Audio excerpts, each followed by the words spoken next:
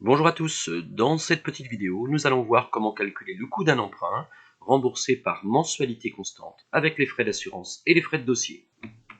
Notre sujet est le suivant, un investissement de 320 000 €, le montant du projet. On nous dit ensuite qu'il est autofinancé à hauteur de 60%, ce qui correspond à la somme de 192 000 €. Le montant emprunté est donc égal à la différence, 320 000 moins 192 000, soit 128 000.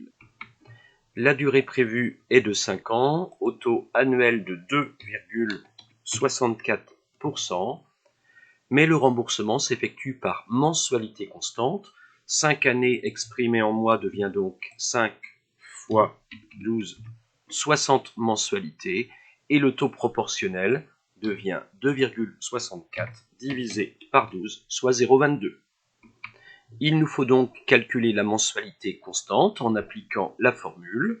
Premier élément, le montant de l'emprunt, multiplié par le taux mensuel, divisé par, parenthèse, 1 moins, parenthèse, 1 plus le taux mensuel, exposant le nombre de mensualités, soit 60.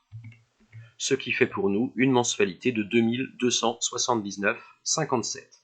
Calculons l'assurance, elle est égale à le montant emprunté fois le taux de 0,35, soit 448 € par an. Et on nous précise que les frais de dossier sont de 520 €. Calculons donc le montant total de cet emprunt. L'ensemble des mensualités correspondra à 2279 fois 60 mensualités. Le montant de l'assurance 448, mais sur 5 années.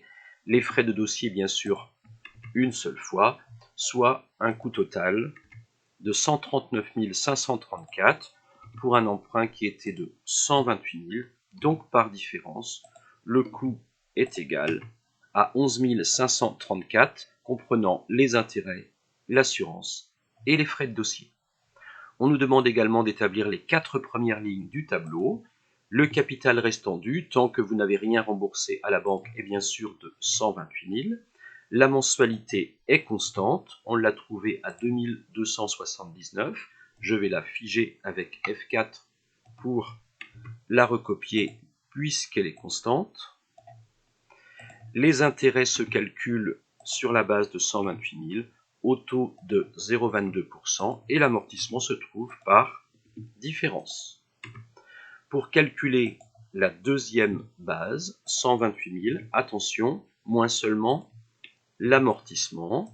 Les intérêts vont se calculer de la même façon au taux de 0,22 et l'amortissement toujours par soustraction entre mensualité et intérêt. Troisième base, 126 000 moins seulement l'amortissement, les intérêts de la même façon au taux de 0,22 et l'amortissement lui aussi de la même façon, différence entre la mensualité et les intérêts, ce qui permet de calculer la quatrième base de capital dû en notant que l'amortissement, à nouveau les intérêts, on observe qu'ils sont décroissants puisque la base est de plus en plus petite, alors qu'à l'inverse, les amortissements, eux, sont croissants. Voilà, on a répondu à la question. Le coût global de l'emprunt, 11 534, et les 4 premières lignes du tableau d'amortissement. Évidemment, il n'est pas question de faire les 60 lignes. Voilà, ce petit exercice est terminé. À vous de jouer maintenant. Et bien sûr, comme à l'accoutumée, les coordonnées sur l'Académie de Nantes, les 2 chaînes YouTube à disposition et les ouvrages pour vous aider, pour ceux qui ont choisi l'option entrepreneuriat, ou pour des exercices corrigés pour vous préparer. Bon courage!